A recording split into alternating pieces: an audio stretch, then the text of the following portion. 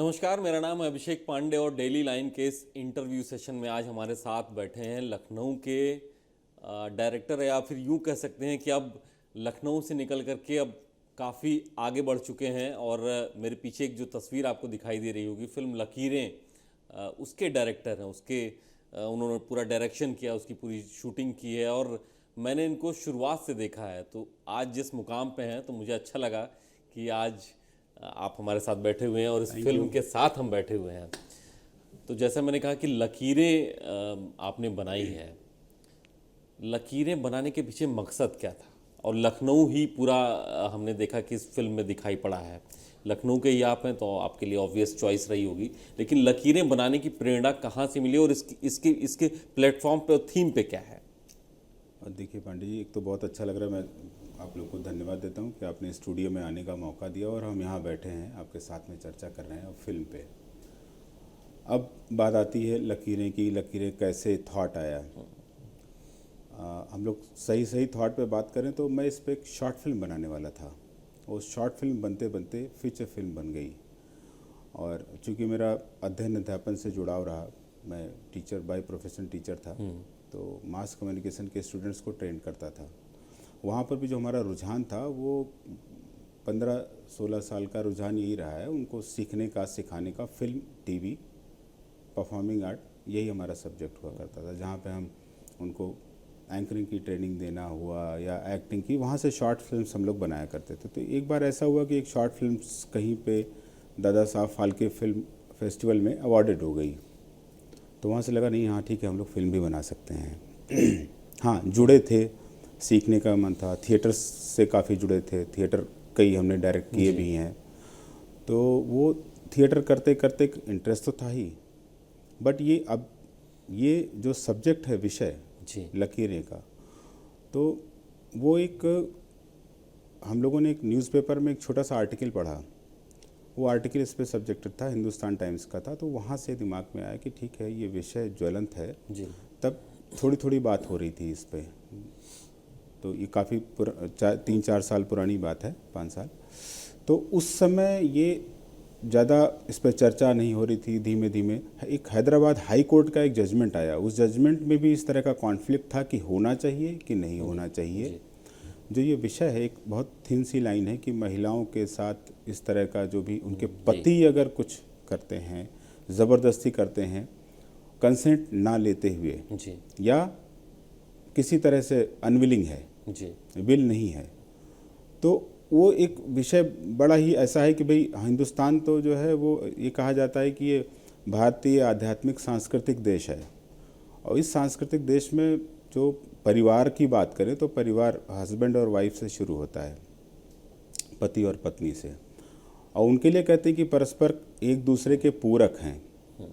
लेकिन वहीं पे ये भी कहा जाता है कि नाम में भी हाँ होती है, कि पत्नी के नाम में भी हाँ होती है। तो नाम में भी हाँ होती है, इसको ब्रेक किया गया इस फिल्म के थ्रू। यही सब्जेक्ट है। और ये हमें उस हैदराबाद हाई कोर्ट के जजमेंट से हमें समझ में आया कि अगर इस तरह की बातें हो रही हैं कि भाई ठीक है, ये भारतीय आध्यात्मिक सांस्कृतिक देश है और यहाँ पर परंपराओं का हनन हो जाएगा अगर इस तरह की बातें, तो इस पर आना चाहिए बातचीत। क्योंकि अभी तक हम लोग डोमेस्टिक वायलेंस की, पति मारे जी तभी चोट लगती है, लेकिन ऐसा होता नहीं है। पति अगर नहीं मारे, क्योंकि हम भी हस्बैंड हैं, आप भी हस्बैंड होंगे, शादी हो चुकी ना? हाँ जी, हो चुकी है, बच्चे भी हैं? हाँ, ढेर सारे? नहीं, अच्छा ठीक, 2 ही हैं? हाँ, ठीक है, तो हमारे भी 2 ही हैं। तो अगर पति मारे तो ही चोट लगती है, ये नहीं है, ये ऐसा नहीं होता है। हम लोगों ने भी फील किया है। हम ऐसे विक्टिम्स से जाके उस आर्टिकल को पढ़ने के बाद फिर हम मिले। तो यहाँ की बहुत प्रतिष्ठित लॉयर हैं, रेणु मिश्रा, गोमती नगर में रहते हैं। उन्होंने गाइड किया, वो वृंदा ग्रोवर की फेलो रही हैं। उन्होंने गाइड किया कि ठीक है, ये फला विक्टिम है, बट आप उनको रिकॉर्ड नहीं कर सकते, उनको स्क्रीन पे नहीं रिकॉर्ड कर सकते, या उनका बहुत सारी मेकिंग नहीं बना सकते। बट उनसे अलग बात किया तो किसी ने 11 साल स्ट्रगल किया। हाँ, ये ज़रूर हो सकता है कि जब कभी कानून में इस तरह के अधिकार मिलते हैं तो उनका दुरुपयोग भी होता है जी। लेकिन दुरुपयोग होगा इसलिए कोई भी रक्षा न की जाए कानूनन, ये भी गलत है। तो ये सब्जेक्ट वही है, ये वहीं से हमारे मन में आया कि हम इस पे काम करते हैं। और एक तो ये था कि शायद थोड़ा अलग था।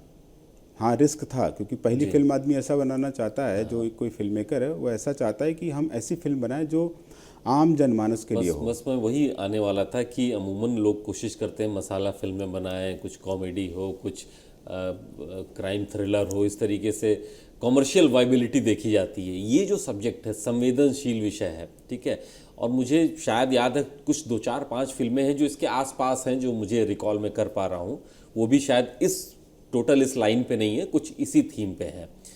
तो हमने देखा कि ऐसी फिल्मों को लोग क्रिटिक्स बहुत बहुत सराहा जाता है, लोगों में एक मैसेज देने वाली फिल्म मानी जाती है, लेकिन जो typical commercial film masala type of जो फिल्म होती है, ये साहस जुटा पाना, इस फिल्म के साथ आना, ये भी एक कमाल बात है। और आपने कैसे किया कि आपको यही फिल्म बनाना है? देखिए कमाल अभी तो कुछ किया नहीं है, अभी तो जब लोग देखेंगे और देख के नहीं, समझेंगे। कमाल इसलिए है कि एक फिल्म बन के तैयार हो गई है, अपने आप में एक कमाल है ये। हाँ एक कमाल आप कह सकते हैं, मैं तो नहीं कह सकता। अभी तो मेरे लिए रिस्क है, अभी तो हमको इसको मतलब लोगों को तक पहुंचाना है। और एक आपके माध्यम से जैसे आप इतनी अच्छी बातें कर रहे हैं और आपको लग रहा है कि ये अच्छी बात है, तो ऐसे ही करें कि हर पुरुष, ये स्त्री के लिए अगर ये बात है तो वो स्त्री इससे सेंसिटिव होगी तो वो सिर्फ बचने की कोशिश करेगी, पर वो उसकी रक्षा तब हो पाएगी, या उसके सम्मान की या उसके अस्मिता की रक्षा तब हो पाती है जब पुरुष जो है वो बीड़ा उठाता है, वो सेंसिटिव होता है। सेंसिटाइजेशन एक ऐसी प्रक्रिया है कि वो व्यक्ति पर ही निर्भर करता है। आप इसमें बैठे हैं क्या सोच रहे हैं, हम इसमें बैठे हैं क्या सोच रहे हैं, हमारे अंतस मन में क्या चल रहा है हमें नहीं पता। हम बातें ज़रूर कर रहे हैं लेकिन हमारे मन में क्या है, ये एक अलग साइकोलॉजी है। तो इसको समझने के लिए इसी तरह के किरदार हैं कि किरदार जैसे इसका लीड किरदार है वो जो जिससे मतलब जो कल्प्रिट है, कल्प्रिट की तरह से देखा जा रहा है, तो वही है, वो है कुछ और, वो है कवि है, वो साहित्यकार भी है, वो अध्यापक भी है, प्रोफेसर भी है, लेकिन उसके दिमाग में कुछ और चलता रहता है। ओके। हाँ, उसके दिमाग में कुछ और चलता रहता है, तो आदमी अंदर क्या होता है ये नहीं पता होता है, और जब किसी को पता नहीं लगता है तो वहीं पर एक ऐसा क्राइम डेवलप होता है जिसके बारे में हम लोग सोच नहीं पाते हैं। आपने ये सोचा नहीं कि इस फिल्म बनाने में रिस्क भी है? रिस्क तो था ही। पहली फिल्म, जैसा आप खुद ही कह रहे हैं ना कि पहली फिल्म तो आदमी सोचता है कि ठीक है आम जनमानस की एक ऐसी मसाला फिल्म बनाएं जिसको लोग देखें और देख के आनंद उठाएं, मनोरंजन, चूँकि सिनेमा जो है वो एंटरटेनमेंट मीडियम है, लेकिन हमने इसको इसमें एंटरटेनमेंट भी है और मैसेज भी है, तो हमने मैसेज पे फोकस किया। मैसेज पे आपने फोकस हाँ, किया। हमें लगता है कि सोचना चाहिए। ज़्यादातर सिनेमा के लिए कहा गया है cinema is a mirror of society, और अगर रे साहब की बहुत सारी फिल्में देखें हम लोग, तो जिनको आज का सिनेमा मैन कहते हैं, तो वो हम लोग के लिए, सबके लिए, कि हम लोग उनको देखेंगे, पढ़ेंगे, पढ़ाते रहे हैं इंडियन सिनेमा में कहा जाए तो बाहर के सिनेमा की बात मैं नहीं कर रहा हूँ, लेकिन इंडियन सिनेमा की बात करी जाए तो ऐसे लोगों को हम लोग मानते हैं कि हमारे रोल मॉडल रहे हैं। तो उन लोगों ने भी सब्जेक्टिव सिनेमा बनाया है, बहुत सारी फिल्में रही हैं। आप पाथेर पंचाली एक फिल्म है जो कि बहुत ही सिखाती है सबको, समाज को भी, सिनेमा मेकर्स को भी, सिनेमा बनाने वाले को भी सिखाती है। तो इसलिए ये रिस्क मेरे हिसाब से कम है जब हम विषय की बात करते हैं, तो ऐसा करना चाहिए लोगों को। हाँ, इंटरटेनमेंट में तो और ज़्यादा, अगर मज़ा पूरी तरह से नहीं आया तो फिर तो वो और बड़ा रिस्क हो जाता और बड़ा रिस्क हो सकता है। तो मुझे लगता है मैं कम रिस्क में हूँ। नहीं, ठीक है, 3 नवंबर को लोग देखेंगे कि ये जो संदेश के साथ आपने फिल्म बनाई है वो सही मायने में लोगों तक पहुंचनी चाहिए। लेकिन जो कैरेक्टर्स मैंने देखे इसमें, गौरव हैं, आशुतोष राणा है, टिया है, जो थीम, जो प्लॉट चल रहा था आपके मन में, इनमें ये कैरेक्टर्स कैसे फिट हुए? आपने क्या सोचा कि इनको ही लेना है, या इन तक जब आप अप्रोच किए तो इन्होंने इस मैसेज को देख के, पहले तो होता है कि जिस सब्जेक्ट पे हम काम करने जा रहे हैं ऐसा तो नहीं मेरे हाथ जल जाएंगे उसमें, ये सब भी आता है एक्टर्स के सामने। देखिए, मैं चूँकि अध्यापक भी रहा हूँ तो मैं उस तरह से बताता हूँ। जब फिल्म बनती है तो फिल्म पे एक प्लॉट होता है, प्लॉट के बाद फिर हम करेक्टराइजेशन पे आते हैं कि करेक्टर होगा, करेक्टर कैसा होगा। तो इसमें बहुत बड़ा क्रेडिट जाता है, मैं रेस्पेक्टिव दिलीप शुक्ला जी की बात करूँगा कि उन्होंने बहुत अच्छा लिखा है। उनकी फिल्म रही है दामिनी, एक फिल्म थी जो उसके बाद उन्होंने ये कोट किया है कि दामिनी के बाद मैं एक फिल्म जो लिख रहा हूँ वो लकीरें हैं, ऐसा उन्होंने बोला। तो वहाँ से थोड़ा मैं भी इमोशनल हो गया। मैंने कहा नहीं, अगर वो इतना बड़ा रिस्क ले रहे हैं, वो इतने प्रतिष्ठित लेखक रहे हैं, दबंग, दामिनी, घायल, बहुत सारी ऐसी फिल्में उनकी रही हैं, उनके साथ मैंने बहुत कुछ सीखा भी लेखन में। तो ये एक ऐसी चीज़ थी कि रिस्क तो लिखने वाले ने भी लिया लिया, बिल्कुल लिया। ठीक। अब उन्होंने ढाला इन सारे कैरेक्टर्स को, तो हम जो देख पा रहे हैं कैरेक्टर्स को, उनके लिखे हुए कैरेक्टर, उनके बारे में, उनके चरित्र के बारे में, उनकी घटनाओं के बारे में, उनकी बोल चाल, भाषा। आप भाषा इस फिल्म में देखेंगे आपको अलग मिलेगी, अवध की भाषा मिलेगी, साहित्य की भाषा मिलेगी। जो इसमें आशुतोष राणा हैं, टिया वाजपेयी हैं। आशुतोष राणा एक ऐसे लॉयर का कैरेक्टर कर रहे हैं कि जिसका नाम है दुधारी सिंह। दुधारी सिंह, कहते नहीं दुधारी तलवार, तो उसी तरह का उनका दुधारी वाला कैरेक्टर है। दो धार है, एक इस तरफ एक इस तरफ। तो वो कैरेक्टर लिखने का काम किया दिलीप शुक्ला जी ने। मतलब इस तरह की लेखनी जिसको, हाँ, आशुतोष राणा जी ने जब प्रीव्यू में देखा तो उनको भी लगा कि नहीं, हाँ ठीक है यार, दुधारी सिंह जो है एक अलग कैरेक्टर निकल के आ रहा है। अब बाकी तो दर्शक बताएंगे। टिया वाजपेयी एक अवध की लड़की है, तो उसकी भाव, भाषा, भंगिमा और उसकी जो बोलचाल की शैली है वो आपको अवध की मिलेगी। यहाँ की जो जिस तरह का ठहराव वाली भाषा है, एक अच्छी है, एक सूदिंग भाषा है, लैंग्वेज है, तो इस पे भी ध्यान रखा गया। अवध ही क्यों आपने चुना? मतलब इसके पीछे भी क्या कोई कहानी है, कोई सोच है इसके पीछे कि हमको यहीं पे करना चाहिए इसको? कहानी क्या यहीं से ओरिजिनेट हुई है? कहीं कुछ ऐसे माइंड थॉट्स में आपने इसको कहीं से यहाँ पे? ये कहीं ना कहीं सत्य घटनाओं से ही प्रेरित है जी। जितने भी हमारे 3 कैरेक्टर्स हैं, जिनको एक केस तो हम कोर्ट में जी। लड़ते हैं, पर 2 और कैरेक्टर हैं, वो प्रेरित हैं कहीं ना कहीं प्रेरित हैं वो उनसे जो जिनके ऊपर आप बीती है। बट हम ऐसा कुछ किसी को रुलाना नहीं चाहते हैं, और ना उसमें रोने जैसी कुछ बात है। एक बात है इमोशन की कि आप सिनेमा में भी आनंद भी लेंगे उस कैरेक्टर में, किस तरह से वो बात करता है। गौरव चोपड़ा जहाँ पर एक कवि और अध्यापक की भूमिका निभाते हैं, तो वो कहीं ना कहीं एक मज़ा भी देते हैं, कॉमेडी भी है, बहुत सारी छोटी छोटी ऐसी एलिमेंट हैं जो आपको आनंद भी देते हैं। लेकिन अगर अवध और एरिया की बात करें, जब हम सिनेमा को देखते हैं तो हम किसी जगह पर ज़रूर देखते हैं जी। अब जब किसी स्थान विशेष पर देखते हैं तो उस स्थान विशेष के बारे में सारी चीज़ें देखते हैं कि भाई वहाँ का, जैसे अवध है, लखनऊ है, तो लखनऊ का यहाँ का आर्किटेक्चर है, यहाँ के कल्चर है, यहाँ का फूड है, बहुत सारी चीज़ें हैं, बोली भाषा है, तो उस पर भी ध्यान रखा गया है। इसलिए किया गया कि हमने जो जगह चूज़ करी है वो लखनऊ लिया है, लखनऊ और उसके आसपास का उत्तर प्रदेश। तो हमने अयोध्या, लखनऊ और उसके आसपास के शहरों में शूटिंग करी है। तो जाहिर सी बात है, जब हमारा ये अवध का इलाका ही हमने कवर किया तो वहीं की भाषा बोली होनी चाहिए, वहीं का पहनावा भी होना चाहिए, और वहीं के खाने पाने की मतलब स्टाइल भी होनी चाहिए खाने पीने की। तो आशुतोष राणा उसी में जलेबी भी खाते हैं, जलेबी हमारे यहाँ खूब खाई जाती है। हाँ, तो यही ध्यान रखा गया है। जैसे आपने यहाँ पे शूट किया, यहाँ पे मैक्सिमम शूट आपका यहाँ पे हुआ है, तो आपको लोकल हेल्प यहाँ पे, क्योंकि आप यहीं के हैं तो आपको मुझे लगता है बहुत पता भी रहा होगा, क्या अब वो पोटेंशियल आ गया है इस जोन में, जो मुंबई और बाकी जो प्रतिष्ठित फिल्म उद्योग है वहाँ की बजाय उत्तर प्रदेश में भी लोग अब आकर्षित हो रहे हैं, यहाँ पे वो लोकल सपोर्ट, लोकल हेल्प मिल रहा है कि काम करने में आसानी? नहीं, हमें तो बहुत सपोर्ट मिला, यहाँ के जितने भी ब्यूरोक्रेट्स हैं, फिल्म बंधु से सपोर्ट मिला, और वहाँ से हमें कहीं भी शूटिंग की परमिशन में कोई प्रॉब्लम नहीं आई। तो बहुत ही शूटिंग फ्रेंडली रहा है जो भी पीरियड था। इवन मैं अयोध्या में शूटिंग कर रहा था तो जो रिस्पेक्टेड डीएम साहब थे वो बोले कि कोई प्रॉब्लम नहीं होगी। उनको लगा कि वहाँ पर एक हवा उड़ गई कि साहब अयोध्या में आप शूटिंग नहीं कर सकते, बड़ा सेंसिटिव जोन है। तो मैंने कहा कि हमको कोई प्रॉब्लम तो नहीं होगी। तो उन्होंने खड़े होकर शूटिंग कराई वहाँ पे। नया घाट एक जगह है, वहाँ पर उन्होंने खड़े होकर शूटिंग कराई। बोला कि नहीं, आप पाठक जी शूटिंग करिए और हम खड़े रहेंगे। तो इससे ज़्यादा और शूटिंग फ्रेंडली स्टेट क्या हो सकता है। तो मुझे लगता है उत्तर प्रदेश एक ऐसी जगह है जहाँ पर सिनेमा के लिए है तो ढेरों स्कोप, जैसे बुंदेलखंड जी एक्सप्लोर नहीं किया गया। लोगों को पता नहीं था अभी तक, अब लोग आना शुरू कर रहे हैं। मैं देख रहा हूँ बहुत सारी वेब सीरीज़ बन रही है, फिल्में बन रही हैं, कुछ ना कुछ हमेशा इवेंट होते ही रहते हैं यहाँ पे। हाँ, आपको जो रॉक का मज़ा है वो आपको बुंदेलखंड में स्टोन टोन में मिलेगा।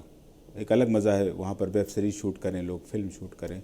तो उत्तर प्रदेश मुझे लगता है सरकार उसमें बहुत अच्छा काम कर रही है, और आप जैसे मीडिया कर्मियों का बड़ा योगदान रहेगा तो ये चीज़ें थोड़ा और फैलेंगी और लोगों को आनंद आएगा। लोग सोचेंगे कि ठीक है, हम यहाँ शूट कर सकते हैं। जैसे मिशन शक्ति को लेकर के यहाँ पे बहुत सारे काम हुए हैं, तो उनमें अब इस समय लड़कियाँ यहाँ पर सेफ़ हैं, तो ये कोशिश कर रही हैं। तो ये अच्छा है। मतलब मुझे लगता है कि उत्तर प्रदेश में शूटिंग और होनी चाहिए। हाँ तो फिल्म सरकार को सिटी की भी बात चल रही है कि हाँ भी फिल्म सिटी नोएडा मेरठ के बीच में कहीं डेवलप, ताकि अब सबको मुझे तो मुंबई लगता है कि ये थोड़ा सा ये सब अभी जो स्थिति मैं देख रहा हूँ जी एज मतलब यूपी का होने के नाते, तो मुझे लग रहा है कि इसमें सरकार को बहुत मेहनत करनी पड़ेगी। अभी वो इस स्थिति में नहीं है जहाँ पर वो कह पाएँ कि अगले 3 साल बाद वो फिल्म सिटी डेवलप कर पाएंगे, मुझे लगता है। क्योंकि एक 3 साल 4 साल तो ऐसी एमिनिटीज़ को डेवलप करने में लग जाता है, और उन्होंने तो अभी कुछ नींव रखी ही नहीं है, सिर्फ विचारार्थ है, चीज़ें चर्चा में है। तो कोई बात चर्चा में तो रखी जा सकती है, लेकिन उसको करने के लिए धरातल पे लाना पड़ेगा, एक सोच डेवलप करनी पड़ेगी कि किस इन्वायरमेंट में हम काम करना चाहते हैं, क्या जहाँ हम काम कर रहे हैं वहाँ पर जो काम करने वाले लोग हैं उनके लिए वो जगह सही है कि नहीं है, उचित है, क्या क्या चीज़ें हैं, नेचर से कितना करीब हैं हम। कहाँ काम करना ज़्यादा आसान लगता है, मुंबई में या अपने होम टर्फ पे, होम स्टेट में? देखिए अब तो हम फ्रेंडली हो गए हैं, तो मुझे हर जगह मज़ा आता है, क्योंकि जो शूटिंग हो रही होती है तो वहाँ पे एक अपने घर जैसा माहौल हो जाता है, और 100 150 200 लोगों का क्रू जो है एक परिवार हो जाता है। और चूँकि मैं बतौर निर्देशक काम करता हूँ, तो मुझे लगता है कि मेरी सारे लोग बात सुनते भी हैं, हर निर्देशक की बहुत अच्छे से सुनते हैं। तो लगता है कि ठीक है, हम घर के मुखिया हैं, मेरी सारे बात सुन रहे हैं, मेरी सब कुछ चलेगी, तो अच्छा लगता है। चलिए, ये तो लकीरें आ रही है सब दर्शकों के लिए सामने। फ्यूचर प्रोजेक्ट्स में कुछ है और सब्जेक्ट जिसको एक्सप्लोर करना आप चाहेंगे? आपके मन में कोई ऐसा थॉट कि हाँ मुझे सही मौका मिला तो इस पे मैं ज़रूर काम करूँगा? देखिए, एक तो ये फिल्म देखी जाए, एटलीस्ट मैं किसी ब्लॉकबस्टर की ऐसी कल्पना ना करते हुए मैं चाहता हूँ ये लोगों तक पहुँचे, क्योंकि ये सब्जेक्टिव सिनेमा है, एक विचार है, पहला।